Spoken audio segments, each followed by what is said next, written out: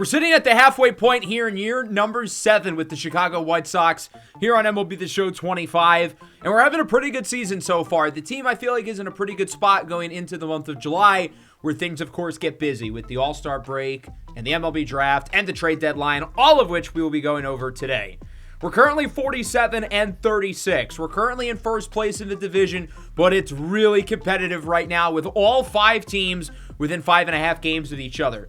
For much of the year, it was Detroit and Cleveland and even Kansas City at the top of the division. We've been in third for most of the year, but we've overtaken that top spot. But I would say the big surprise is Minnesota. They started the year like 3-17 or something, and now all of a sudden, they're right with the rest of us at 500. The American League to me is really weird because I feel like there are 15 average teams in the AL. Nobody's really good. Nobody's really bad. All 15 teams are within 10 games of each other. That is insane. There's no outliers either direction.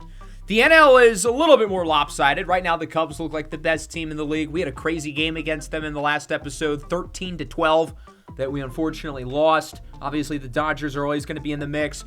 But I think it's going to be harder to make a big move at the trade deadline with more teams in the mix because less teams are going to be willing to trade away really good players. So I think the teams that do sell, they're going to get more for their guys. It will very much be a seller's market.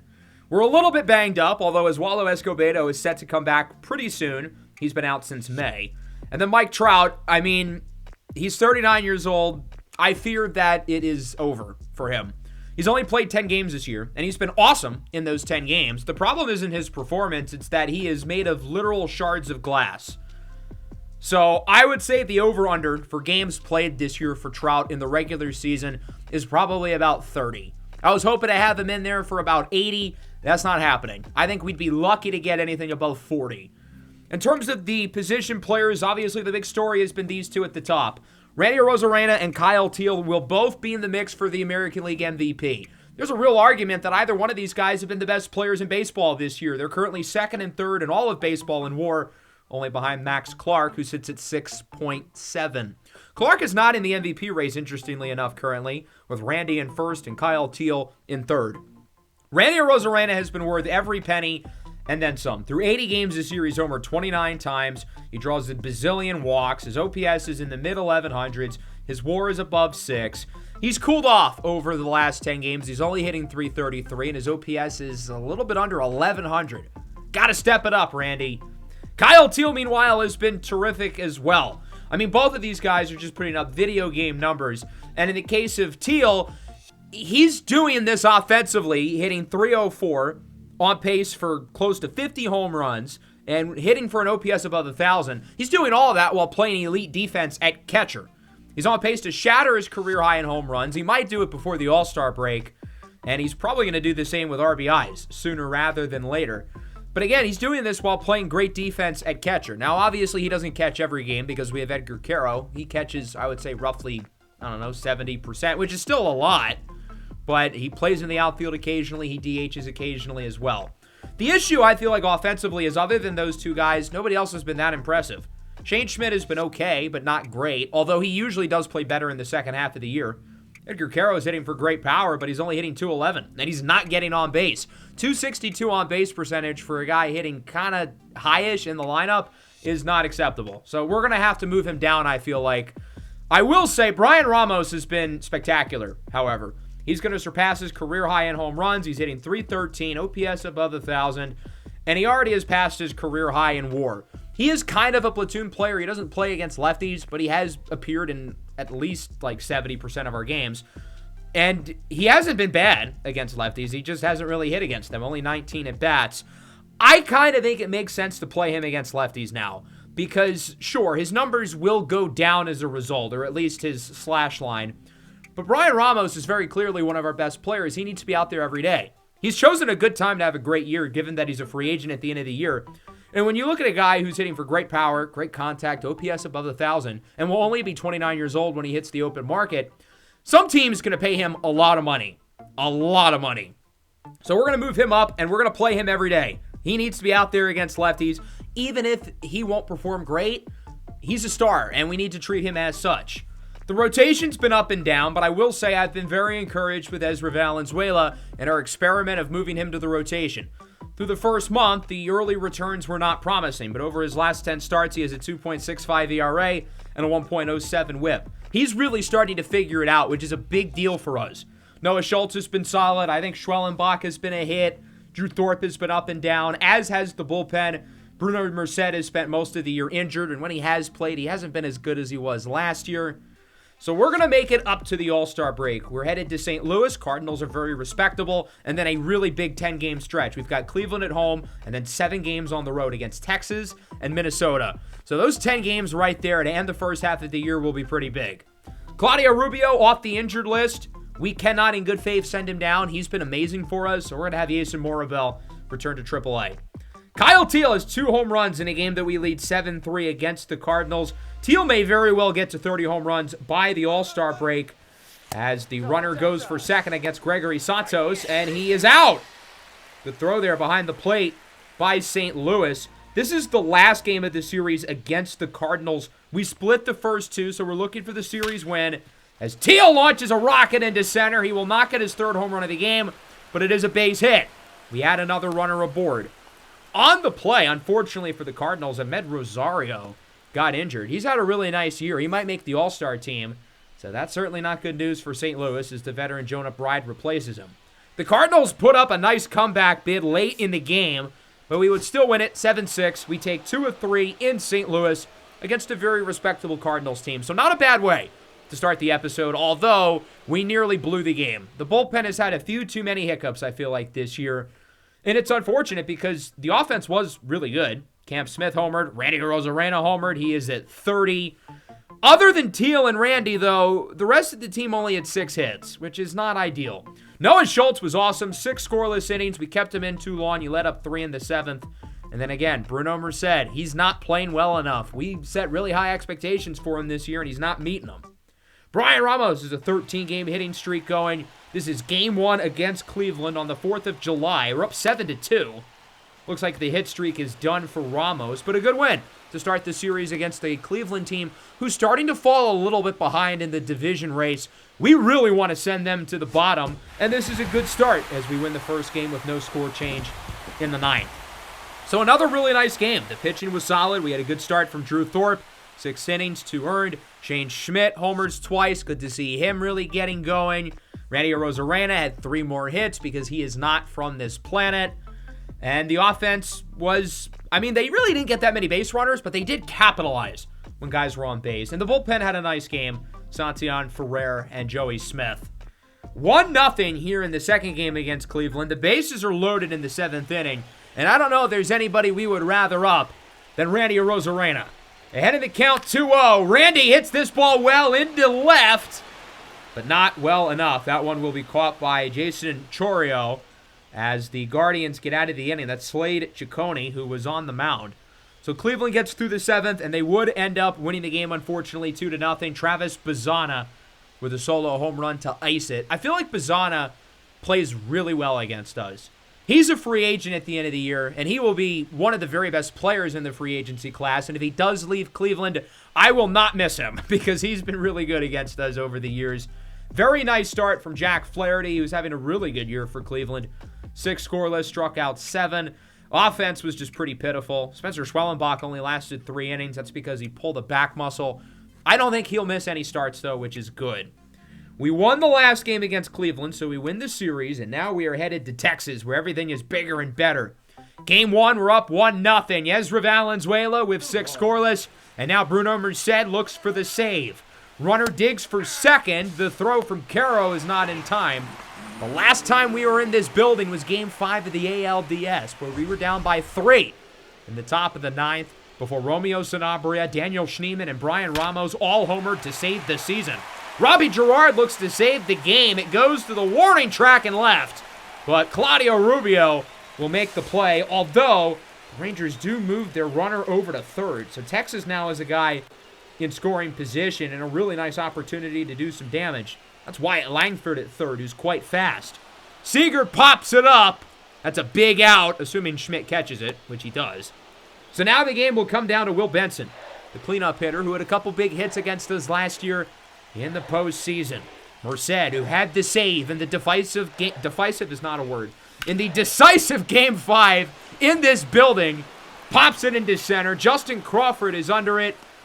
Barely makes the catch. And the White Sox win the first of 3 against Texas 1-0. We beat Texas in 3 games earlier in June at home. I'd love to beat them again, especially considering us in Texas right now are very close for the number 2 seed in the American League. So these games very well could be the difference in terms of who gets that second first-round bye. Ezra 6 scoreless, struck out 10, only allowed 3 base runners. The best outing of his career. He was absolutely outstanding. Oswaldo Escobedo is off the 60-day injured list. He's not healthy yet, but we will activate him. And then Richie Lindsey's going to go down. He hasn't been that great for us. He's not hitting for power. Contact has been whatever. And the defense has been disappointing. Barney Wagner's defensive ratings are a lot worse than his, but he's been a better defender whenever he's been out there compared to Richie Lindsey. I don't think he's ready for a full-time big league gig, so we're going to have him go back down to AAA for most of the remainder of the year. The offense has been very subpar against Texas in this series. We lost the second game 3-0, and here in the third game we're down 5-0. Hitting streak on the line for Kyle Teal against Kevin Kelly, as that one is roped into right, and that is a fair ball. So at the very least, Kyle Teal will continue the hit streak. But this was an absolutely pitiful series for us offensively. We did end up losing this game by the score of 5-0, although the hit streak went up. In 27 innings against Texas, we scored 1 run. 1. That's not good. We won that game, thankfully, because our pitching and Ezra Valenzuela held down the fort. But the offense was not great, and they really haven't been great for about, honestly, at this point, 3 weeks. I feel like we've hit kind of a rut. I mean, Randy's still doing his thing. Kyle Teal is still doing his thing. But we're not getting enough from everybody else, I feel like. And that's been the issue with us in these playoff runs. In year 5, our star players did all the work. Last year, our star players were all hurt. And the other guys didn't step up. 11-game hit streak is on the line for Kyle Teal. He's got the bases loaded here in Game 2 against Minnesota as he walks in a run. That'll work. We only scored 2 runs in the first game, but we won. Pitching was great. And then with the bases loaded, Brian Ramos clears them with a grand slam. So we now lead 10-2. I don't think we've scored 10 runs combined in our last 6 games. So this is very encouraging. Now, unfortunately, the hit streak for Kyle Teal is over. He pops it up. It will barely make it out of the infield. But a really good showing for an offense who kind of needed it. We've been sleepwalking for a little bit too long. Put up a good showing in Minnesota. And in this 4-game series, we now lead it 2-0. That's a big deal. Much like Cleveland, I would like to bury Minnesota out of this division race to make it just one less team that we really have to worry about. And, well, this is a good start, especially on the road. Jagger Haynes got the start. He played well, and he's continued to really produce since the first few weeks of the year when he really sucked. I'm happy we stuck by him, and it's clearly paid off. Barney Wagner homered as well, his 7th of the year. Ramos now sits at 18. 13 hits, 4 walks, good pitching, good hitting. Really, really good game. Good team win. We'll see if we can get the series win here in game number 3 against the Twins. And it looks like much of the same with the score. We're up 9-0. Ezra's here in the 8th inning pitching a shutout. As I said, he has really figured this starting pitching thing out. As he gets Nick Conrath on the cutter. Now Ryan Jeffers. This one is belted into right. The shutout, unfortunately, is dead. Last 7 2/3 innings. And from there, Ezra will probably wisely be taken out of the game. But he was absolutely terrific. 7 2/3 innings, only allowing 1 run. I mean, we would have not have gotten this in April. So it's been great to see his progression through the year. He's had his 2 best starts of his career back-to-back. The game earlier against Texas, and now this one. Kyle Teal drives in another run. That's back-to-back 10-run games for the White Sox, who hadn't eclipsed the double-digit mark since we put up 17 against San Diego nearly a month ago. 17 hits and 8 walks. That is a lot of base runners. Cam Smith and Shane Schmidt both go deep. And then Ezra was absolutely fantastic. Once again, the ERA down to 3.74. So we lead the series 3-0 against Minnesota. We've got 1 game left, a 4-game sweep to put us ahead of the Twins by over 10 games. Would be huge for our momentum going into the All-Star break as we continue to kind of build on this lead in the division. And Minnesota's starting to fall behind, as is Cleveland, which is good. Before we get to that last game, though, against Minnesota, we've got the 2031 MLB Draft. We have 2 picks in the first round, thanks to Barney Wagner winning the Rookie of the Year award in the American League. So we're at 27 and 31. We do not have a second-round pick because of the Randy Arozarena signing, but we do have a comp pick for losing Hayden Wesneski, so that's only about 20 picks later. Mark Harms goes number 1 to the San Diego Padres. The Angels with the second pick, per usual, with a complete reach in James Haffey, a player who our scouts did a lot of research on. And then Oliver Minor goes to the Phillies at number 3. We pick at number 27 here in the first round after making it to the ALCS, and I was very pleasantly surprised with how the board played out. There are a lot of top prospects still here, including the number 1 guy in the class, in Carlos Collado, a first baseman. We didn't scout him, but he looks really good. Sean Rangel, the 4th-ranked prospect. Dennis Farrell, the 5th-ranked prospect, all still here. Our scouts did a lot of work on shortstops, Manuel Vega and Jermaine Kahn. They're both good options at this spot. We could always look at the bullpen. Ephraim Daniel looks like a good option. We've drafted well with relievers in this range. So with the 27th pick, the Chicago White Sox will select first baseman Carlos Collado, the number 1 projected pick in the draft. Sure, it's a risk because we haven't scouted him, but whenever in this series a number 1 projected player has fallen, they've usually ended up pretty good. I look at Russell Lim, the starting pitcher with Detroit, who we almost drafted a few years back, I think 2028 when we picked Shane Schmidt. So we're going to pick Collado. The guy looks like he can absolutely rake. I don't know what his long-term position would be, but we're going to cross that bridge when we get there. He looks awesome. We're going to be right back on the board at number 31, and part of the reason why I felt comfortable taking the risk with Collado is knowing that we're about to pick again. Jermaine Kahn was one of the guys I liked. Between him and the other shortstop, I did prefer Kahn because he can switch hit. As we look at the guys left, Sean Rangel to me does not pass the smell test because his potential and his overall range are too close together, I feel like. In order for him to have a high potential, his rating is going to have to be really high. Dennis Farrell does pass the smell test a little more, but for a 22-year-old, I think he might be a little raw. Manuel Vega is also really raw. Granted, he's 18 years old. But none of those guys are actually going to be the pick here. With the 31st pick, the Chicago White Sox select Ephraim Daniel, a closing pitcher. Another guy who we have not scouted at all, but I quite frankly do not give a damn. This guy looks awesome. The per-nines look great. He's got a good pitch mix. He throws really hard. Even if it's the worst case scenario of him being a 72 overall with 85 potential, I can live with that because that's pretty solid. And the high end, in terms of his rating and potential, oh boy, we could be looking at a monster. Let's just continue to stack this bullpen. We hit with Ezra Valenzuela. We hit with Bruno Merced. Granted, those guys have had their ups and downs. Ephraim Daniel might be even better than both. All the other guys we were looking at, they all went pretty shortly after our pick. As we now arrive at number 76, we got this pick for losing Hayden Wesneski in free agency with the compensatory. And we're going to choose Robert Novak. We've scouted him a tiny bit. Really good contact bat. I think the floor is high. The ceiling probably isn't, but in a pinch, I think he can swing the bat for us. And we're going to go high floor again in round 3 with Ronald Urban, another guy who we've done some scouting work on, who can hit for contact and has a high floor. In round 4, we're swinging for the stars. Outfielder Todd Ybarra, a 19-year-old high schooler who has a max potential of 99. And we're going to do the same in round 5 with catcher Ray Nunez, a 19-year-old from Venezuela.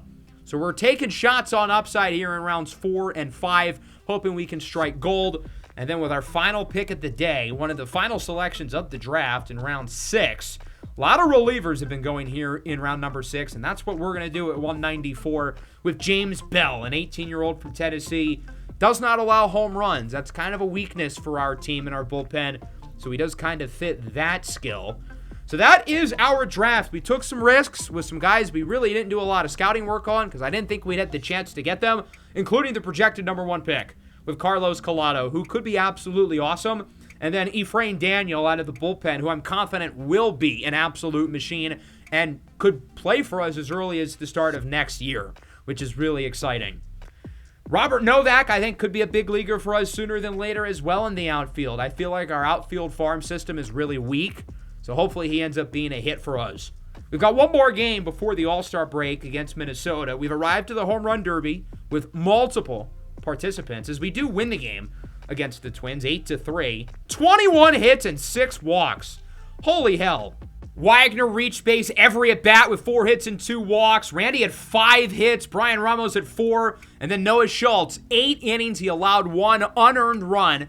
Great way to end his first half and a great way for the team. We scored 28 runs over the last 3 games. I don't think we scored 28 in the month of July before that. So we sweep Minnesota, and all of a sudden, we're starting to build a little bit of a lead. We're certainly in the mix for those top 2 seeds, and we're taking some ground. 3.5 games above Detroit, 4.5 games ahead of Kansas City, and we're like 6-7 games ahead of Seattle, who's the first team out right now in the wild card race. On to the Home Run Derby. We've got 2 participants. Randy Arozarena and Kyle Teel will be the number 2 and 3 seeds, respectively. Randy has 31 home runs so far this year as he returns to St. Louis, where he started his major league career. Only hitting .333 in his last 10. Let's work on that. And then Kyle Teel, who's tied his career high, 29 home runs, and he did it in pretty much half as many games. I mean, he has come back better than ever from injury. 4 straight seasons with at least a 6 WAR. He is ridiculous, and he is not cold. He's hitting .375 over his last 10, which is kind of business as usual for him, if we're being completely honest. So here we are in St. Louis at Busch Stadium for the Home Run Derby. Very star-studded cast this year, I must say. Guys like Corey Seager, Hayden Miller, Max Clark in Detroit, Gunnar Henderson. It's a really, really good group this year. Corey Seager, the number 1 seed, goes first. He gets 15. The better seeds go first because in the later rounds, they'll be more energized because they will have went less recently. So I think that is a pretty big advantage. So that means Randy Arozarena will be the next one up. Seager currently sitting at 15. So far, so good here for Randy. He does have 30 seconds of bonus time on the way, so he should get an opportunity to surpass Corey Seager's mark. The first round of the Home Run Derby isn't really a bracket. It's the first 4 who had the highest home run totals move on, and then it becomes a bracket in the final 4, and obviously for the championship. Randy looking for 15 before the bonus time. He gets it at 424. So for the bonus time, you've got 3 outs, but that number can go up to 4 with a 425-foot home run. Like that one, 455. So Randy has 4 outs here in bonus time, and he's looking to take full advantage. This is a really good opportunity for him to truly up his score, although he's out of gas. I mean, his energy tank is nothing. He already used his timeout earlier in the round, but it doesn't matter. He's just going on straight adrenaline. 18 home runs. Could this be 19 for Randy? It's going to be close, and it is short. I mean, you can tell he is out of it. And hopefully, having Randy and Kyle Teel in the Home Run Derby does not kill their momentum or their swings, because I know Home Run Derby fatigue can be a thing for the second half of the year, and obviously we need these guys at our best because they are the 2 best players on the team. 3 straight outs for Randy. I mean, he is just totally out of gas. This one looks like it's going to be close as well, and it is short. 18 home runs, though, for Randy Arozarena. That is currently the highest mark, although 6 more guys get to go, including our very own Kyle Teel, who's up next in his first career Home Run Derby. I don't think we've had a Home Run Derby participant probably since year 2. I would assume Kyle Schwarber was in the Home Run Derby then. Otherwise, I cannot think of the time where we've ever had a guy here. Now we have 2. Teel sits at 15, which is pretty much exactly where Randy was going into the bonus time. Can he get to 16? Not quite. It bounces in front of the wall. Bonus time upcoming for Kyle Teel. Unlike Randy Arozarena, I don't think he has any ties to St. Louis. I mean, he went to the University of Virginia. Boo, go Hokies. He's had a few outs in a row, but that one goes over. Certainly would be nice to get a 425-footer so we can get that extra out. That'd be a big deal, but with his energy bar completely at 0, I was going to say it'd be pretty hard, but he just hit one 451. So much for that. He's got 3 outs now, and all of a sudden it seems like he's in a little bit of a roll, although right when I say that, he's short. Trying to at least surpass Randy Arozarena's 18 to be the new leader. That one scrapes over. They're tied. Teel now looking for the lead. And he will get it pretty easily, 414. Now how much farther above 20 can Kyle Teel get is the question. That one gets over for number 20. I have a hard time thinking 4 guys for the next 5 are going to do better than this. So I would think Kyle Teel is pretty safely in the second round. Can he keep it going? He has one more out. That one is going to make it over comfortably into center, and that one certainly will not. So 21 home runs for Kyle Teel.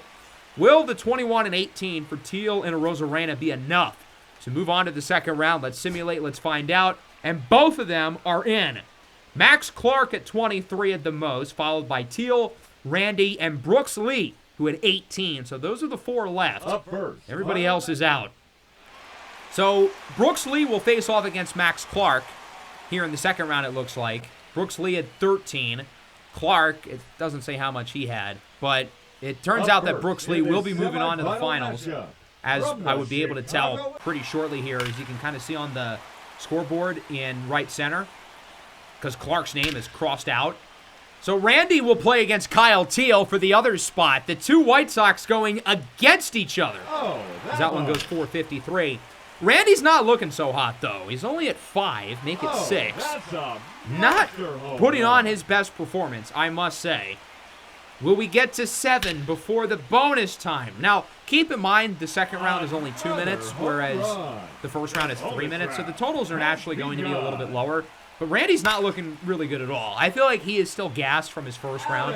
The home run derby is supposed to be a young man's game. Randy's 36. I would say he's pretty comfortably the oldest guy here.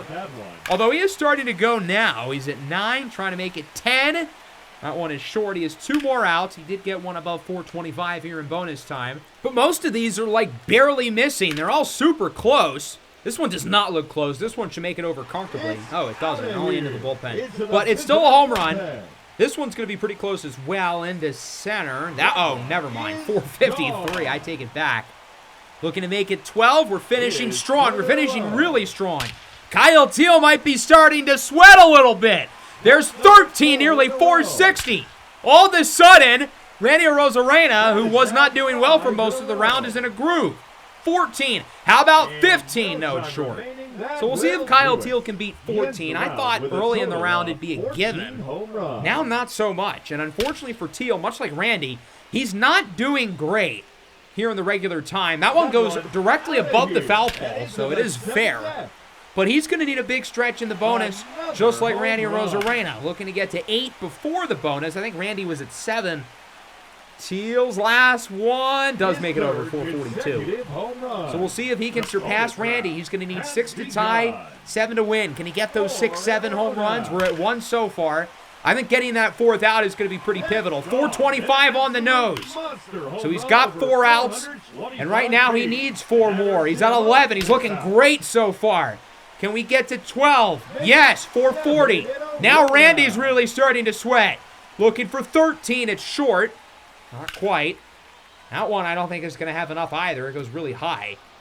So will he get 2 homers or 2 outs first? We're going to take the next pitch. There's not a timer on. We can be selective with which pitch we like. That was a very good pitch. And that ball makes it over. 1 away from tying, 2 away from the win. This one I think is going to be short. So all right, here's the moment of truth. We probably shouldn't have taken that one. That was a perfect pitch. Teel for the tie. Hits it well into right center. And that one is gone, barely. Now Teel is looking to go for the win. Into right center again. It is short. 14-14. Arozarena and Teel are going to a swing-off. Get your popcorn, folks. This is going to be fun. So it's a 3-swing swing-off. Not 3 outs, 3 swings. So every swing really matters. Randy's first one, I think he got ahead of it, and it goes foul.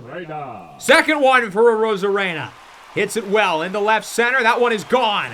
Last one feels like a pivotal one, and he got that one into left center again. I don't think there's any question.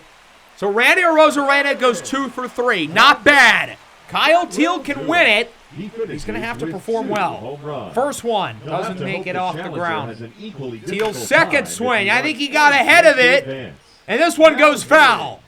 I don't know why they're pitching to him again. There's not really any need, because this is over.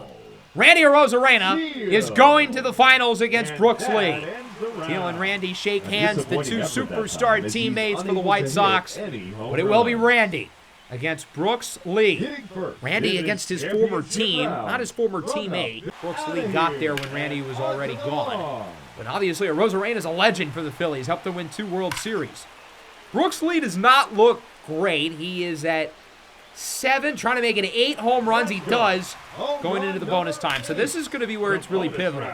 Trying to get that 4th out. There you go, 435. Lee is at 9. Into center, there's 10. Now he's starting to heat up a little bit after a slow start. Trying to make it 11, he does. The longtime Minnesota Twin, who we know quite well from being in the American League Central. And he is on a roll right now. This is starting to get nerve-wracking. Finally got that 1st out, which is a big deal. But he looks good. Really performing well early in bonus time. It seems like he is slowing down, but he gets number 13. Remember, Randy got 14 in the 2nd round. Lee trying to match that mark right here. And I think he's going to be short. So it's doable for Arozarena, but it's not going to be easy. 14 home runs wins it, which is what he got last round. 13 ties it. We'll show the entire round. 2 minutes. Randy Arozarena. First one is a long one. 476. Oh my goodness, what a start for Randy Arozarena. There's 2. This one could be 3. We're looking strong so far. And that one curves over. It was in the air for a while.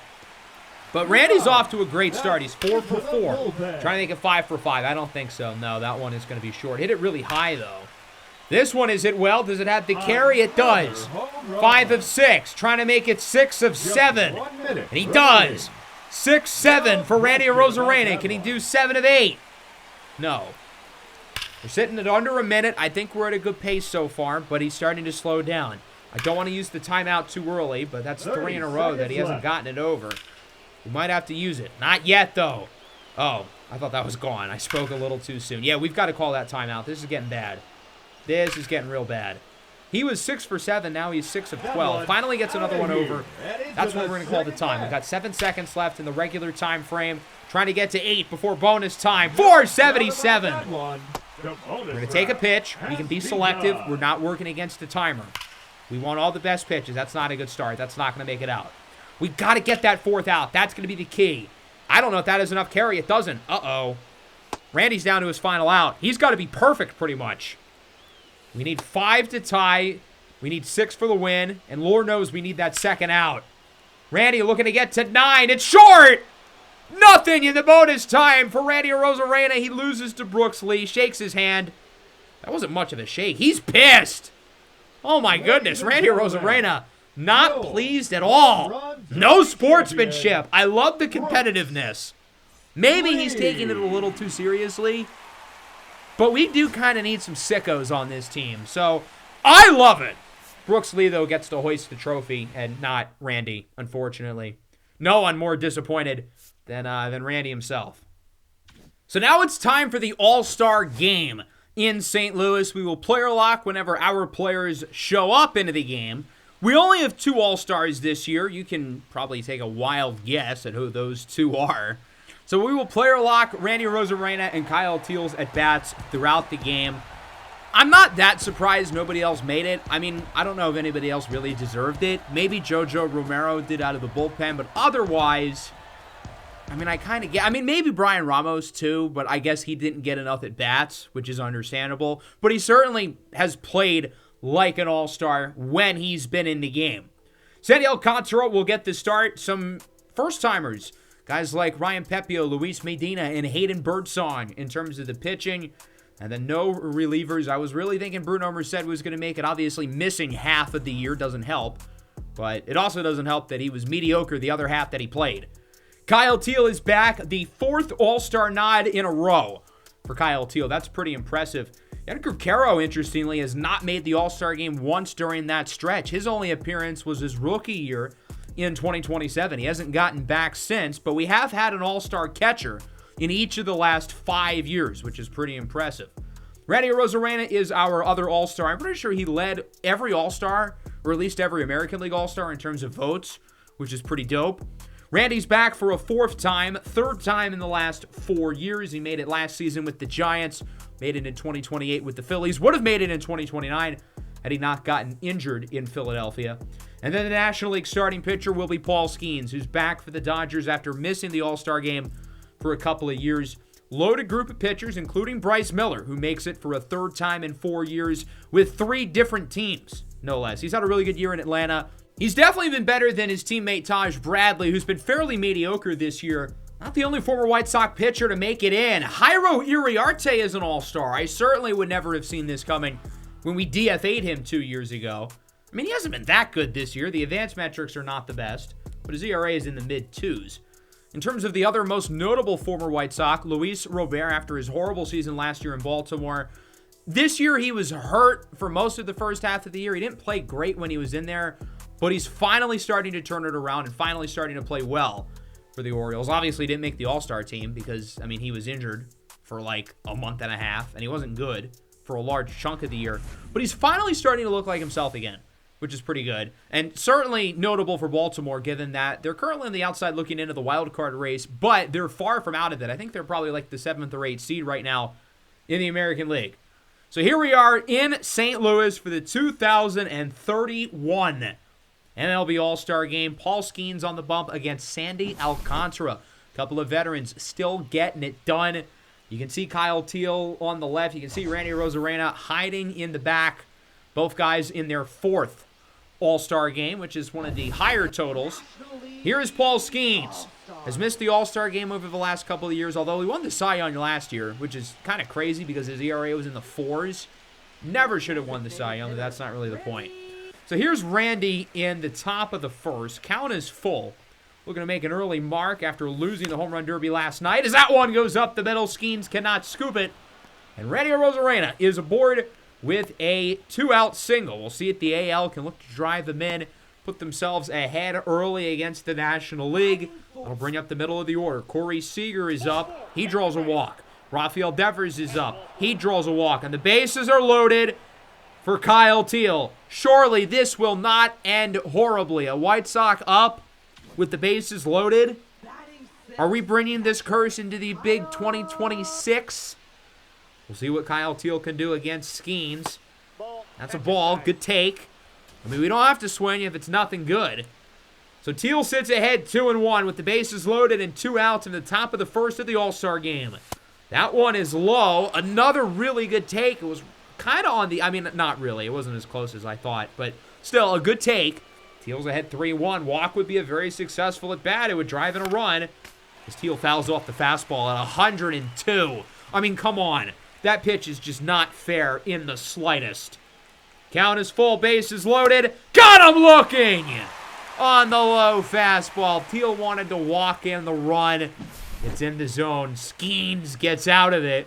We'll fast forward a little bit into the 3rd. Still scoreless. Randy Arozarena against his former San Francisco Giants teammate, Jared Jones, who's having another great year. That's turned out to be an A-plus signing so far for the Giants. I thought he should have won the Cy Young last year. He's been terrific again this year. Randy hits it into right. It is caught by another former teammate with the Giants. It's Daniel Peer, first rounder in 2025, making his first career All-Star nod. Teal is up in the 4th. We're now down 1-0. Yordan Alvarez with a solo homer. Brian Wu with the Padres is on the bump. Still very good. Maybe not quite the level he was with Seattle, but I thought he might have been the best pitcher in the league with the Mariners. He's still really, really, really good as he allows a walk to Kyle Teal. So I think those guys might get one more at bat. We'll see. As we move into the top of the 6th, we let up 2 in the 4th and another in the 5th, so it's not looking too hot. Shota Imanaga with the Dodgers is in. I like the matchup with Randy. It's a lefty. Randy's just a little better against lefties as he hits this one high and pretty deep in a left field. Back at the track, at the wall. It is caught. Not quite enough carry for Arozarena. I don't think we're going to see another at-bat for Teal. We're not going to see any more for Randy as the National League wins it 8-1. That last Randy flyout was also caught by a Giant, ironically, our good pal Jung-Hoo Lee. So a big win for the National League. They dominate the AL. It was ugly from the 3rd inning onwards. The National League wins their Super Bowl. The American League, though, is still better. The AL clears. Not today, though. Big win for the NL. The All-Star Game MVP is Yordan Alvarez. He went 2 for 4 at the big home run to really get things going in the third off of Ryan Pepio with the Royals, who ends up taking the loss. Only 6 hits for the AL team, one of which by Randy. Kyle Teel at a walk. So the two of them got on. Pitching, though, was not the best. Certainly not at all. National League had 13 hits. Yordan Alvarez had 2. Ahmed Rosario had 2. Jace Young, Dalton Rushing, Jose Ramirez each had multiple. Vladimir Guerrero Jr. had a home run representing the Dodgers. And the game would not let us scroll to see any of their pitchers. But they did pitch, I guess. So we're going to simulate up to the trade deadline now. We've got 4 series upcoming. Not a super hard schedule, especially early. We've got 7 games at home with the Angels and the Blue Jays, who are the 2 worst teams in the AL. Now, neither of them are awful. As we know, the bottom of the AL is still really competitive. But, I mean, the fact of the matter is they are in 14th and 15th place. And then the Tigers on the road, that's a huge series. And then Arizona, 3 games at home. We also do have the All-Star Futures game, though. We've got a couple of pitchers, including Odell Herring, who will start for the American League team. One of the best pitching prospects in all of baseball. And then not too far below him, Mike Benitez. These 2 guys are the 2 best prospects in the system, 2 players who we are certainly very excited about. Unfortunately, they are the only White Sox on the Futures roster, which, I mean, I don't really know who else would. For the National League, Douglas Randolph. I feel like he is the Futures game super senior. He's been a top prospect for like 5 years. He hasn't gotten his chance in the bigs, although he is a 77. So we'll go to the series against Toronto. We took 2 of 3 against the Angels. Very respectable.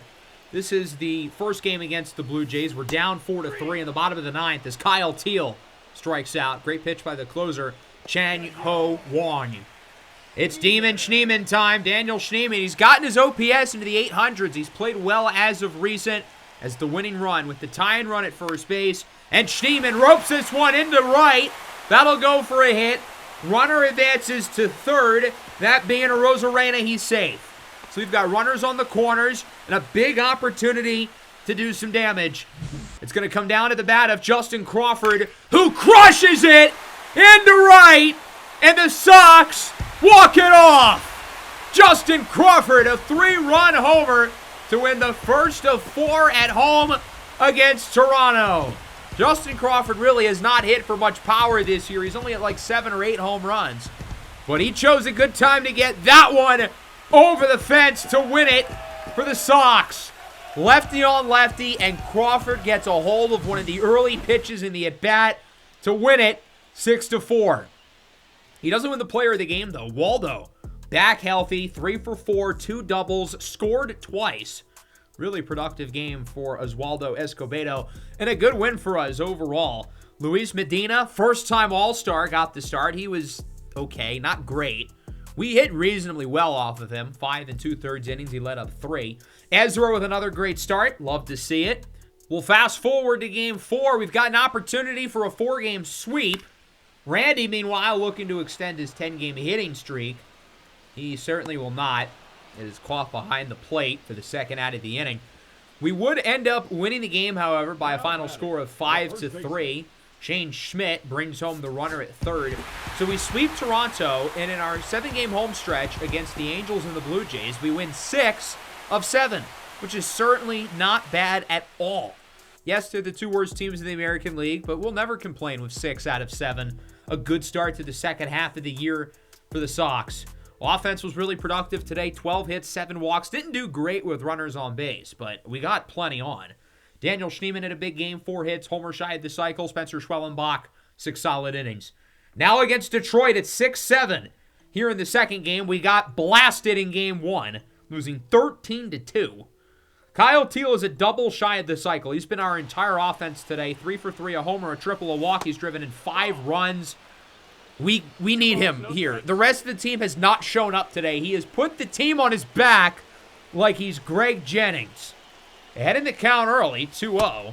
Make it 2-1 against Devin Williams, the all-star closer. Devin Williams has made like 10 all-star teams at this point, and that's not an exaggeration. Dude makes the all-star team literally every year. Teel ropes that one, but it's foul. Double play would end the game, so we've got to watch out for the ground ball. Now 2 strikes. Strikeout is certainly in play as well. Kyle Teel, if you can hear us, please save us, Kyle Teel. That one gets away. Runner thought about going, and now the count is full. We will certainly accept a walk. It wouldn't give us the cycle, but it'd give us a base runner. Certainly a ballpark where a double is very feasible with how big the outfield is. As he goes down looking on the fastball. Very reminiscent of the All-Star game with Paul Skeens.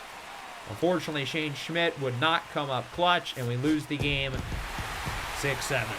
So we've already lost 2 against Detroit. That's really not good. We went into the series against the Tigers up by 4 in the division. Our lead has dropped to 2. I feel like we could have pushed them out of the race like we did with Cleveland and Minnesota. We're not doing that. It's the opposite. Ezra Valenzuela was not very good. The offense was pretty bad other than Kyle Teal. I mean, there's only so much one guy can really do. We got killed in the third game as well, 9-1. So we were blown out twice. And really that other game, even though we lost by 1, we still in a sense got blown out because really only one guy showed up.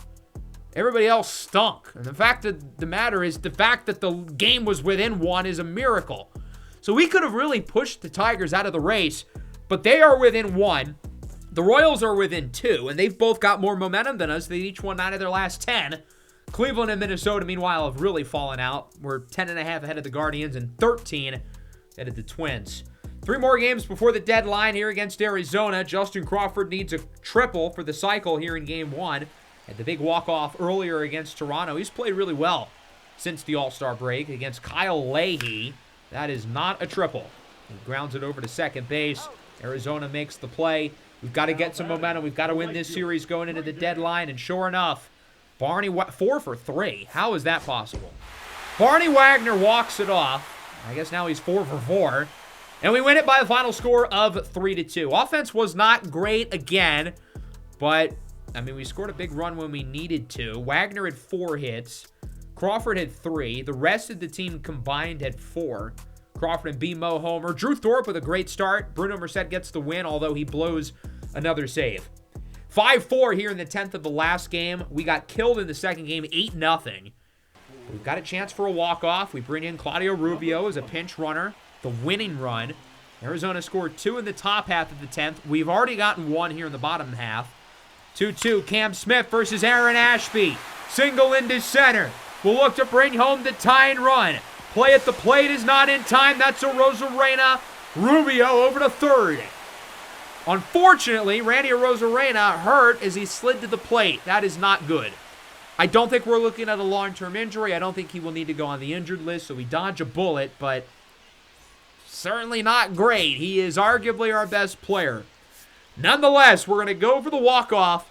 We've got runners on the corners and only 1 out. Just put the ball reasonably in play. It's Justin Crawford, who just had a walk-off a week ago. Can he get another one against another lefty? That one is on the ground, and it's bobbled at first! That would have been a double play had it been fielded cleanly, but it wasn't.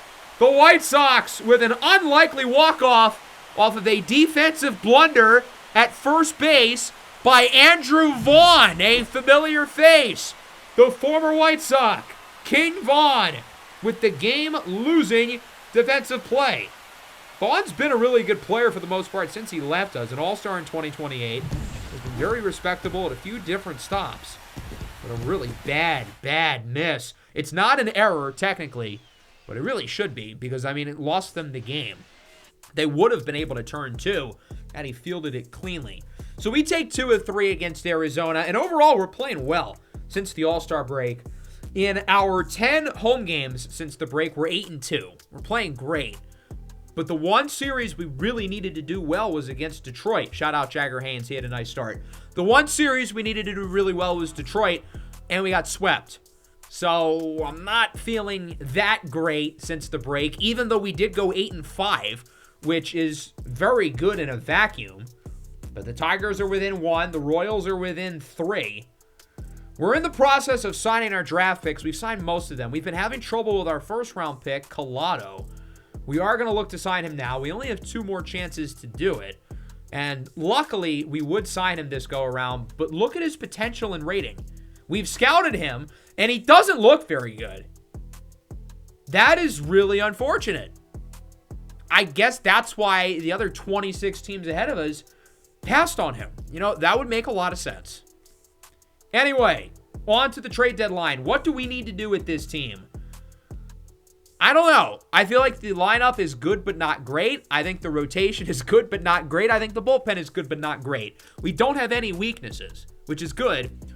But I also don't think we have that one area of the team that's super strong, per se. So I do think that gives us some flexibility. But remember, it's harder to buy this year at the deadline because there's less selling teams. I don't know why Sean Rose would be on the trade block. That'd be kind of dumb of the Royals. Otherwise, there are not that many enticing names, although Martin Bird is there, which is kind of interesting. Now, in terms of our team statistics, we are, for the most part, at the top offensively. We're third in terms of batting average. We're second in runs. We're first in home runs.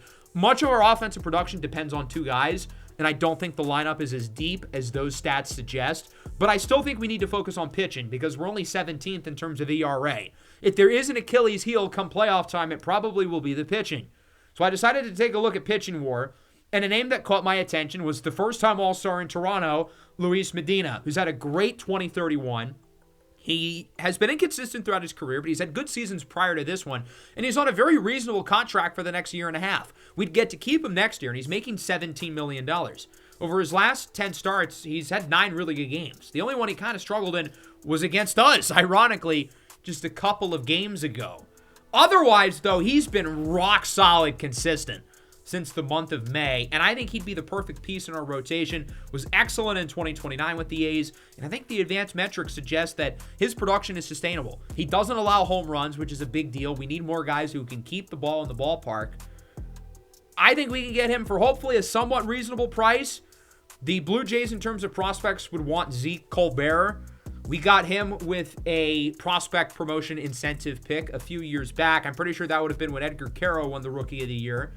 He's not a guy I want to trade, though. He's developing really nicely. He's the 4th-ranked guy in the system. I'd be willing to trade almost anyone in our farm system, really, other than 1, 2, and 4. I think I'd be game elsewhere. So we're going to have to dig a little bit for some other options. I do think our farm system is deep, even though we've only got a couple of top 100 guys, both of which are really good, and both of which I'm not trading. But I'm not willing to do Colbert, who's just outside of the top 100. So I was able to come up with this instead. Rufus G and Norris Doherty. Doherty is the 5th-ranked guy in our system. G is 16th, although if I were to rank everybody, I think I'd put G in the top 10. I think he's really solid. Only 20 years old, 68 overall, 6th-rounder in 2028, who's really developed nicely. And then Norris Doherty, a 4th-rounder in 2027. He's had a breakout season in AA, playing really well. He's a 71 overall. And I think both of these guys could contribute in the big league sooner rather than later. This is not a cheap get. I mean, we're giving up 2 really strong prospects, but it's not for a rental. We're going to have Luis Medina for a year and a half. Sure, he's been inconsistent throughout his career, but he's having an awesome year of Toronto. He's played really well as of recent. He's had other good seasons, and the advanced metrics all pass the eye test to me. Jagger Haynes will move to the bullpen. He's been very solid in the rotation. I give him credit, but I do think he was playing at his best as the long reliever. Now, all of a sudden, this rotation looks really deep. I do want to add to the bullpen, though. I don't think it's been good enough. George Soriano is an innings machine. He leads all relief pitchers this year in terms of pitching WAR. The advanced metrics are really good. The A's are in a weird spot because they're kind of in the mix. They're right around 500. I think for the right price, though, we could get him. Soriano's a free agent at the end of the year, so I don't think it'll cost that much. The A's do have a good bullpen as is, so I think he can be a little bit expendable. And I land on Jason Phillips, the 13th-ranked guy in the system. He hasn't been here long. We acquired him this past offseason in the Hagen-Smith trade. 24 years old, 72 overall. This is a good get, in my opinion, for the Athletics for a rental reliever. But George Soriano is having an amazing year, and we need more dogs in the bullpen because the pen is not as good as it's been over the past couple of years. We do have 2 spots we have to take off the roster, the first of which will be via trade. Tony Santillan's been here for a long time. His 5th season with the White Sox. He's really stuck it out with us. He's carved out a niche role. He was excellent last year. This season, not so much, though. And with the addition of Soriano, I just don't really think there's a spot for him. So I'm going to send him and Ian Bettle to the Cubs. Chicago needs more relievers. He doesn't have to go too far, low cost of moving, and he gets to join a contender. We'll be getting Brett Martinez, a 3rd-round outfielder in 2028, having a nice year, a really nice year in AA. Granted, it's a small sample size. He's super fast, and I think the offense can get there. He's only 23 years old, and with his production this year, that's hopefully a good sign of things to come. With the other roster spot, we're going to send down Joey Smith, who's been in the big leagues for most of the year. He's been fine, not bad. I wouldn't say great either, but he is probably the worst guy in the bullpen right now, so we're going to have him go down to AAA, but we will certainly call him up if we need him. So Luis Medina joins the rotation. George Soriano joins the bullpen. The pitching definitely gets stronger in my opinion. We had an all-star starter and a very, very good reliever. We're not going to touch the offense. I don't really trust the lineup fully, but statistically, we have one of the best offenses in the league. And if these other guys like Caro and Schmidt and Crawford can step up, that would certainly go a long way. Let's go through some trades across the rest of the MLB. Xavier Isaac has broken out in Tampa Bay, so that means the Rays are going to trade him as they choose to sell high. 26 home runs this year for Isaac, 2.5 years of team control. He is headed to the Houston Astros, who have rebuilt things really nicely. The Astros have been kind of bad for the last few years, but they are firmly in the mix for a wild card spot in the AL. They might be the 6th seed right now. They're going to trade away David Lopez and Ira Waters, a couple of solid prospects, but that's a good get. 2.5 years of Mr. Xavier Isaac. Travis Bazzana has been traded away from Cleveland. Thank God. I will not miss him in our division. The bad news is he's going to an American League contender. The Texas Rangers have a big hole at second base. The Rangers are obviously a team we are directly fighting with. It's going to be a big return, including Ralph Rodriguez, Anthony Ramos, and Mariano Ibarra. 3 prospects for Cleveland who's going to shake things up a little bit. They feel like their group isn't good enough, and Bazzana's a free agent at the end of the year. They're also going to trade Tristan Beck, who's been a journeyman reliever, having a great year with the Guardians, at least 1.3 WAR 3 years in a row. He's going to the Phillies, who could use a little more juice in the pen. They'll be trading away Ricky Wang and Antonio Ruiz to the Guardians. Christian Javier has been with the Pirates this year. He's been good. Pittsburgh, though, has not carried over their success from a year ago, where they beat the Dodgers in the playoffs and nearly beat the Giants as well. Speaking of the Giants, they need a 5th starter pretty bad, and I feel like Javier is a very natural fit. San Francisco's not been that good this year. They're barely above 500, but they still see themselves as a playoff team. Akil Yabba-Dabba-Doo, the former White Sox, returns to the AL Central. He's had a great year in Toronto. Definitely his best season since 2027 when we traded him away to the Rangers, a deal that in hindsight, I think Texas clearly won, given that Emiliano Teodo never played for us and Jason Morobel has played a little bit for us, but Akil Baddoo has been better. Now, he's been a little shaky since then, but he's having an awesome season this year. 14 homers. He's hitting above 300. He's going to the Royals for Richie Tackett, who's played 84 big league games, was incredible when he played. He was getting some Rookie of the Year buzz, but the Royals didn't feel like he was developing much. They've had him in the minors, and so far they've been proven correct with his play, even though he was awesome in those 80 games. He would have been on pace for 40 home runs in a full year. Toronto's going to take the chance that they can get the most out of him. And then to wrap things up, Brent Rooker out of Minnesota. The Twins, much like Cleveland, they feel like their group isn't good enough. He is going to Boston for Edmundo Bonilla and Frank Hernandez. Big get for Boston. Minnesota had some more guys they could have traded, including the former Rookie of the Year, Emmanuel Rodriguez, who's a free agent at the end of the year in the outfield. But they're going to look to extend him rather than trade him away. So pretty much every contender in the AL got better. We added to the pitching, so we got better. Boston added a big-time addition with Rooker. The Rangers get Bazzana. The Mariners get better by default. Tink Hence has been out most of the year, but he's healthy. The Astros with a big addition to the lineup with Xavier Isaac. The Royals with a big addition to the lineup. The Tigers did not get better. They don't have the money to. I thought Christian Javier going back to Detroit made a lot of sense, but they are currently broke. One more trade. Martin Burt to St. Louis. The Angels trading him away after finishing in second for the Rookie of the Year. I mean, Martin Burt has played well wherever he's gone, but he hasn't really found a home. This is his 4th organization.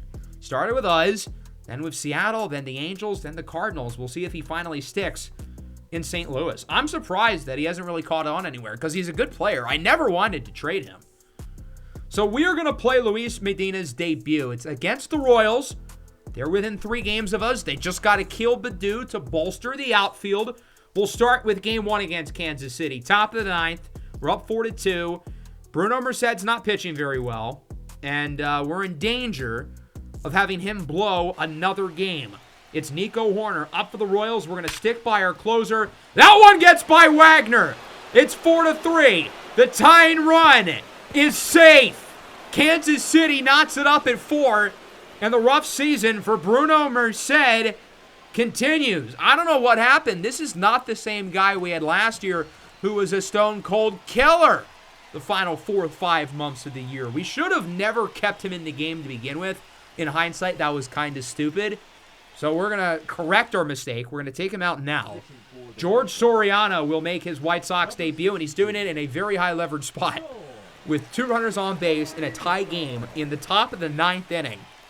He'll face off against Roger Lerma. This one on the ground, and the game will thankfully stay tied. Soriano is able to get the one out. Kansas City, though, puts up 3. We're knotted up at 4 going into the bottom of the 9th. Ultimately, 1 inning later, the White Sox would walk it off. 2-run shot by Shane Schmidt to win it in the 10th. Ryan Pepio, another all-star, was not great. Smith, Waldo, Schmidt all go deep. Ezra 6 scoreless. He was excellent.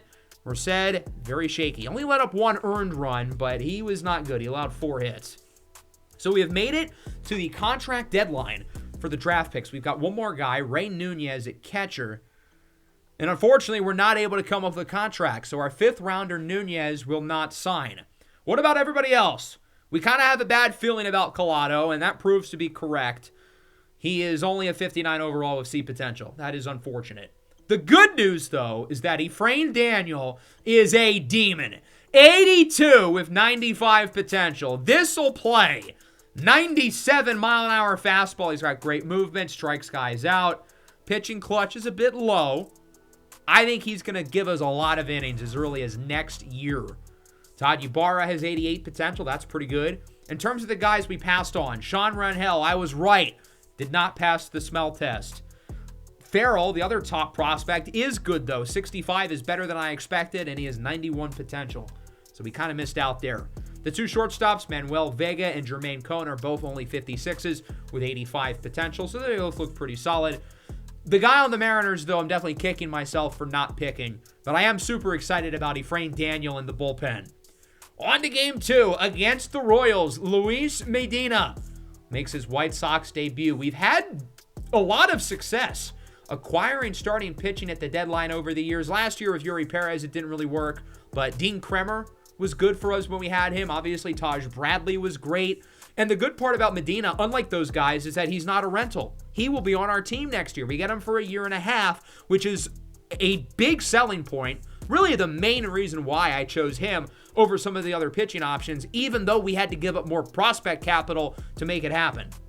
A guy who's quietly been playing really well for us lately is Daniel Schneemann over his last 14 games. So really since the All-Star break, he's hitting 380, an OPS above 1,000, which I think is better than both Randy and Kyle Teal in that stretch. So he's been playing great, which is good to see. Speaking of Randy, we will not have him in the lineup. Remember when he got hurt against Arizona with that leg injury? He is still recovering. He will not play. And since we're going up against the lefty, Kyle Teal is hitting in the 9 slot. So the lineup's going to look a little funky today. As we take a look at Luis Medina, he spent times of the few clubs over the last year and a half. He's been in Toronto for the second half of his 3-year, $52 million contract. He will spend it with us. The first-time All-Stars had a great year. 7-2 in 112 innings. 2.64 ERA, 1.29 whip. He's looking pretty good here in his first inning with the Sox as he faces off against big hit Bobby. Bobby Witt Jr. still in Kansas City, still one of the best in the league. Pops it into foul territory. Edgar Caro is under it. He'll make the play.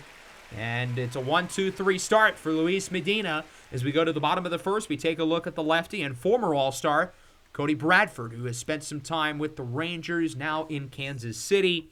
His 2031, as you can see by the numbers, has been very average. 4.5 ERA, 1.25 whip. Not good, not bad. Just mid, I suppose, which, given how much the Royals are paying him, is kind of disappointing.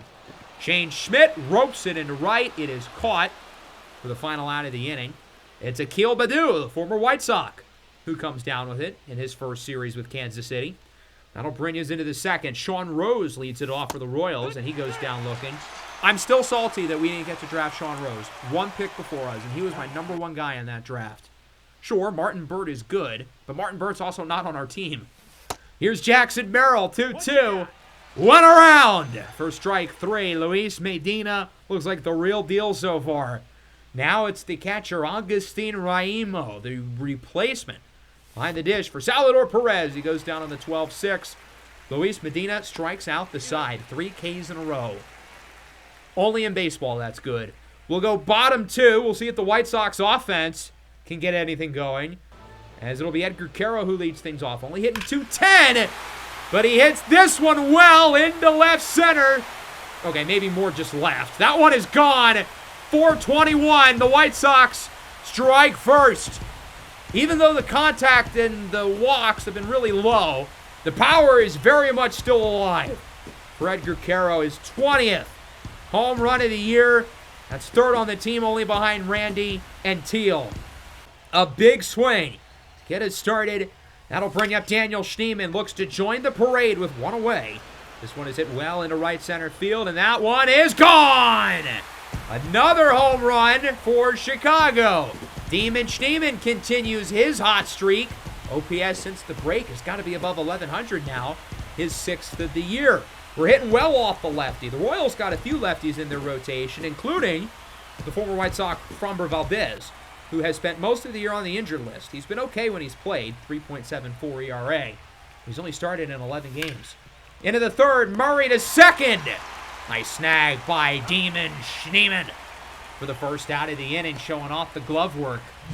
As that will bring us to Akil Baddoo. I'm surprised they have him hitting 8th.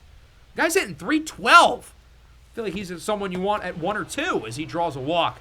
First base runner at the game for the Royals. We'll see if they can potentially bring him in, look to make this game a little closer. Nico Hoerner got him looking. What a pitch by Medina. The strikeouts are there early. That's his 4th. Back to the top. Roger Lerma on the ground. Wagner fields it cleanly. Throw to first is in time.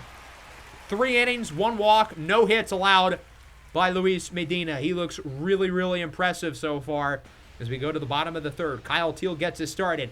Lefty on lefty. Teal batting in the 9 slot as he crushes this baseball. Flips the bat into straightaway center. That one is long gone. 469. Nice. Remember when 69 was the cool number and not 67? How does 69 feel about getting replaced? I mean, that's just got to be an ego-killing gut check for the number 69. Anyway, big swing for Kyle Teal. He's surpassed his career high in homers with 30, although that was actually 31. And then here's Cam Smith. He joins the parade. 4 home runs now for the White Sox. 441 in the left center field, and it's a 4-0 lead for Chicago. We have 4 base runners today, and they're all solo homers. 18th of the year for Smith, who I feel like very quietly is playing some really good baseball. I mean, he was really bad the first month and a half of the year. Since then, he's been our 3rd, maybe 4th best player. He's been really good. Shane Schmidt now joins the parade. Bombs away. 5-0 White Sox, 425. I mean, Cody Bradford is just throwing us batting practice at this point. It's home run after home run after home run, and most of these swings have been no doubters. I mean, these balls are getting crushed. This feels like we're back at the home run derby, for crying out loud. And we don't even have Randy in the lineup. It was Edgar Quero who started the home run spree. 5 of our last 9 batters have all hit homers. Quero checks a swing. Bradford needed that strikeout pretty bad. Why is he still in the game? I mean, that feels pretty stupid. He might just allow another homer. See? Case in point. Justin Crawford joins the fun. Flips the bat. That one is gone into the Kansas City bullpen, where I imagine the Royals will be making a call to. It's 6-0. 6 different players have homered for the Sox. Crawford's at 11. He's hit for really good power since the break. I feel like he just did not really hit the ball well at all the first half of the year. He's starting to come along, though. This is the guy who we thought we were getting last year when we made the big move at the trade deadline. Bradford is finally out of the game. They should have taken him out after 4 at the latest. He lets up 6 home runs and is replaced by the long reliever Luis Perales, who's had a solid year in 39.1 innings, 4.35 ERA. Not great, but not bad. I imagine he will not pitch worse than Cody Bradford did. Although if there is a bright side for Bradford, he didn't allow any walks or any other hits. 6 base runners. It's just that they were all homers. As Schneemann grounds out, Nico Hoerner makes the play. Big inning, though, for the Sox. They go double trouble after 2 homers in the second. We get 4 in the third. Currently up on Kansas City by 4 games. And the fact that we won the first game was already certainly a good start. Had the Royals swept us, they would have tied us in the division. So at the very least, we will lead the division after this series. And well, after this game, you'd like to think we'll be up by 5. We should theoretically win. Another strikeout for Perales, now against Sean Rose. Kansas City still without a base hit until now. Rose hits it well into left center, showing off his 99 power versus righties. That one is gone. I wish he could hit home runs for the home team. I mean, he'd be so perfect wearing the jersey number 1 in the City Connects. We can't all have what we want, though. Rose homers for the Royals, and it's 6-1. That'll bring up Jackson Merrill, the longtime Padre. Spent a year or two as well with the Marlins as he swings and misses at the 12-6. Great pitch by Medina, who does allow a homer. But, I mean, overall, he looks great. He's striking guys out. The Royals really are not hitting the ball well for the most part. They only have 1 hit, and they only have 2 base runners. So I've been super impressed with Luis Medina in his debut. I think this pickup will prove to be a really good one for us. Ryan Ramos into right. That's going to drop. Our first base runner of the whole game, technically. Even though we've had 6 homers, we haven't had anyone actually on base until right now. It's a 1-out double for Ramos, flexing on him. Ramos only one of just 3 guys today without a homer. Barney Wagner is one of the other 3. Braden Montgomery is the other. That one goes into center. It is caught, and that'll wrap up the 4th. So no further damage done. So far, so good from Luis Perales. He's looked a lot better than Cody Bradford did. Not that the bar is really high in saying that. We'll move into the 5th. I think Luis Medina has hopefully at least 2, maybe more innings. Although if we're going to keep this big lead, we might not need him to extend it past like 6. BJ Murray on the ground gets by Ramos for a 1-out single. So the Royals get themselves a base runner here early in the 5th. We'll see if they can look to start a rally. That'll bring up Nico Horner, only hitting .218. It's been a disappointing year for Nico, who with 2 away, pops it in the left. BMO is under it, and he will make the catch. 6-1 through 5. Another very good inning for Luis Medina. As we go into the bottom of the 5th, we'll see if Chicago can look to add to the lead. 6 runs, 7 hits. It was obviously a rough one for Cody Bradford compared to Medina. Very noticeable difference in terms of the starting pitching stats. 6 runs allowed to 1, 6 hits allowed to 2. Medina has 6 Ks. Bradford only had 2. Really, really good debut from Medina. Luis Perales has pitched well out of the bullpen so far for the Royals, although he does let up a walk to Cam Smith. I'll bring up Shane Schmidt now. Both of these guys homered back-to-back, back in the 3rd. Liner to first, caught by Villalobos, who tags the runner. A double play. Great job at first base by Julian Villalobos. As we move into the 6th, 103 pitches for Medina. He remains in the game. Bobby Witt Jr. nearly rips his head off. A single into center field.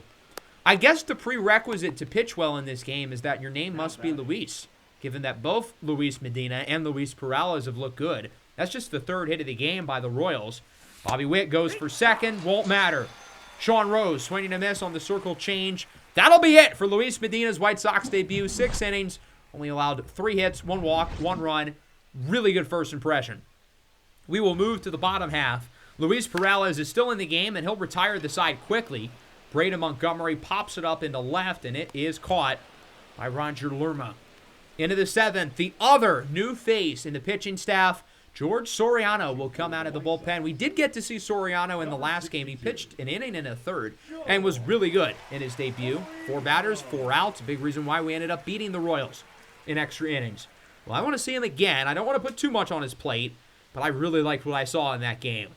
Here's Jackson Merrill to get it started. Rips it into right. That is a fair ball. Bounces off of the foul wall.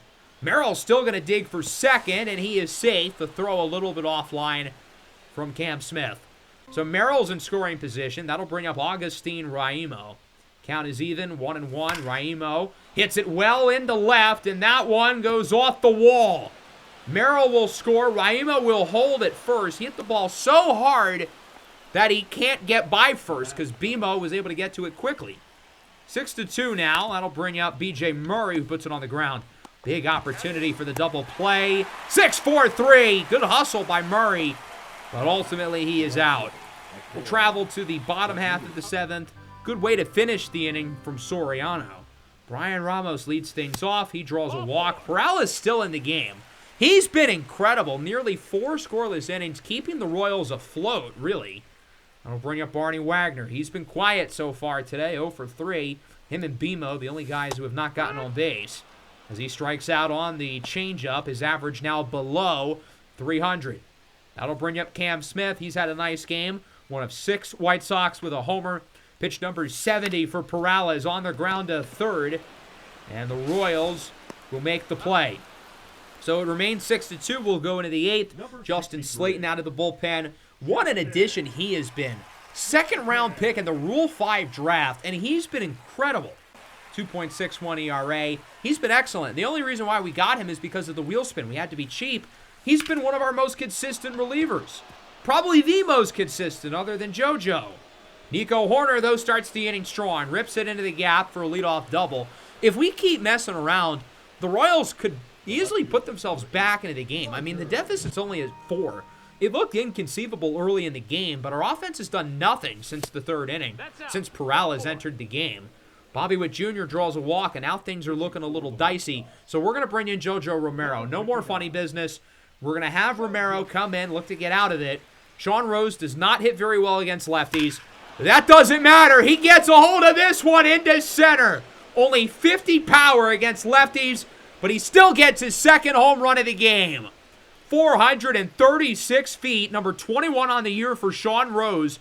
And all of a sudden, the lead is within 1 as it's 6-5. Big time swing for Rose as JoJo Romero lets up the rare lawn ball. Merrill now, the 3-2. He swings and misses. Bullpen's got to stop goofing off. We let up a run in the 7th, and then 3 more in the 8th with a 2-out, 3-run homer by Sean Rose. He knew it was gone as soon as it hit the bat. I mean, what a fun player he is. Why was he on the trade block again? I don't know. He's single-handedly keeping the Royals in this game with his 2 homers and his 4 RBIs. So Walter Pennington is out of the pen now. He's had an amazing year, 2.17 ERA. And shout out Luis Perales, who was incredible. Nearly lasted 5 innings, only allowed 1 base runner. He was awesome. Here's Edgar Caro with a single into center. Our first runner since the 4th inning. It's been a little while. We'll see if we can take advantage. Look to do some damage with Edgar Caro on base. Caro now the only White Sox with multiple hits today. Justin Crawford draws a walk. Okay, now we're starting to get something going. The offense is looking a lot better. Daniel Schneemann is up next. Count is even 1-1, 2 on, 1 away. And this ball is on the ground. Yeah, that was expected. 3-6-1 double play. It remains 6-5. We will move into the 9th. We are not going to bring Merced into the game. I know JoJo allowed the homer. I still feel like I trust him more right now than Bruno Merced as he allows an early single to Augustin Raimo. So already the tying run is on with nobody out for the Royals. They can easily complete this comeback. They were down 6-0 after the 3rd. B.J. Murray hits it well into right. Cam Smith is after it. He does not make the catch. One hops off the wall. Raimo will hold at 3rd. There's 2 on, nobody out. Okay, maybe we should have brought Bruno Merced in. This does not look like JoJo Romero's day. So now Merced is in for the save, and he's in a weird spot. There's 2 runners in scoring position with nobody out in a 1-run game. He can't blow the save. The runner at 3rd would be Romero's. But a base hit puts them ahead. Baddoo grounds it to 3rd. There's 1. The runners do not move. Good start. I thought about intentionally walking Nico Horner, but I decided against it. Might have been a mistake because he grounds it to short. Wagner, the throw to 1st. Not in time! And most importantly, the run scores. Would have scored even if he was out. So the Royals come from behind down 6-0 to tie the game. The bullpen having allowed 5 of those runs, pissing away an awesome start by Luis Medina. Roger Lerma strikes out. Bruno Merced needed that one. 2 on, 2 away. Huge spot for Julian Villalobos. 1-1, hits it into center. Should be catchable for Justin Crawford, and it is. The Royals do tie it up, however, as it's 6 apiece. Nico Horner with an infield single to drive in the run. 7-8 high hitters. BMO, Ramos, Teal due up. Nate Person is out of the bullpen for KC. Braden Montgomery has not been good today. He hasn't really hit the ball well at all this year. So we're going to bring in Randy Arozarena. Yes, I understand he's hurt, but I don't really see the harm in giving him one at bat. 3-2, swing and a miss. On the fastball at 97. That's the first out of the inning. That'll bring up Brian Ramos. Ramos has reached base twice today, but he goes down to the high fastball, coming in at 98. Now it's up to Kyle Teal to keep this game out of extras. Teal's ahead in the count, 3-1, and he gets a hold of this one into left center. Back at the track, at the wall, it's gone! Kyle Teal, his second home run of the game, walks it off for the White Sox. After not scoring since the third, Chicago wins it with a walk-off home run, our 7th homer of the game. A 6-7 win for Chicago. 6 players homering a total of 7 times. Teal goes deep twice, including the clincher. It's been an unbelievable year for Kyle Teal. He's been playing some really good baseball since the start of the campaign. Another multi-home run game, his second of the episode. He brings home the final run to win it in regulation. Still very much a weird game for us because, I mean, sure, we had 7 home runs. That's awesome. We're probably not going to do that again. We only had 5 base runners otherwise, 2 hits, 3 walks. That's not a lot. In terms of the pitching, Luis Medina was awesome. The bullpen was not. They were pretty bad. Soriano lets up 1, Slayton lets up 2, JoJo lets up 2. Credit to Bruno Merced, though. He did a great job of finishing the game. Randy is now healthy. We'll go through our next 7. We've got Kansas City at home and then a 6-game road trip.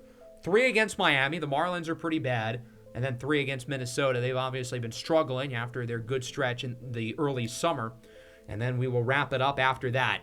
So in the final game of the series against the Royals, we lost. So we take 2 of 3. That's a win, I would say. We are up 5-4 here in the bottom of the 10th against the Fish. Bruno Merced looking for the save. Dansby Swanson made the All-Star team this year, even though he wasn't that good. Grounds it up the middle. Wagner cannot make the play. So the tying run is 90 away from home. The winning run is at first. Got to watch out for the possibility of a double play. That one gets away from Orlando. Both runners go. Play at the plate. Not in time. Miami ties it at 5. And Swanson is now in scoring position. It's a wild pitch. DJ Morlando looks to finish the job, and that should do it. It gets by Wagner. It's short. A walk-off winner for the Marlins as they take it by a final score of 6-5. So we lose the first on the road against a not-so-good Marlins team.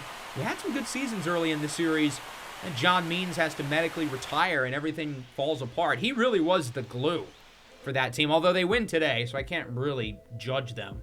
Bruno Merced gets the loss. A wild pitch, lets up an earned run, let up 2 runs total. His struggles continue. Schmidt and Wagner homer. Drew Thorpe allowed 4 runs. Only one of them was earned, though, off of an error by Cam Smith. Dylan Lesko was pretty good. 6 runs, 7 hits for the Fish. Here in the third game, we're up 9-0. We lost the second game 1-0. Pitiful performance by the offense.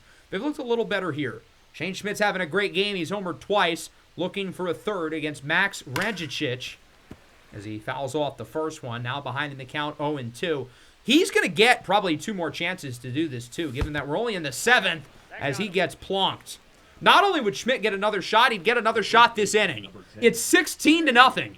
Edgar Caro grand slam, Daniel Schneemann 3-run homer against Calvin Foucher now. 16-0 in the 7th. And Schmidt hits that ball pretty well into left center field. This one will be caught at the wall. White Sox score 7. We're up 16-0. The Marlins would add a few late, including a 3-run homer by Theo Gillen. Chris Paul hits a huge 3. So we win the game 16-4. If only we could have, I don't know, donated a couple of those runs to the game yesterday where we scored 0. Good to see the offense really playing well, though. 13 hits, 5 walks. So we only had 18 base runners, but we scored 16. So we did really well with guys on base. Schmidt obviously homered twice. Caro, Wagner, Schneemann go deep, too. And Ezra Valenzuela was great. I don't know why they kept him in so long. We were up by so much. But he pitched another great game. 7 1/3 innings, only allowing 1 run as we go to the series against Minnesota.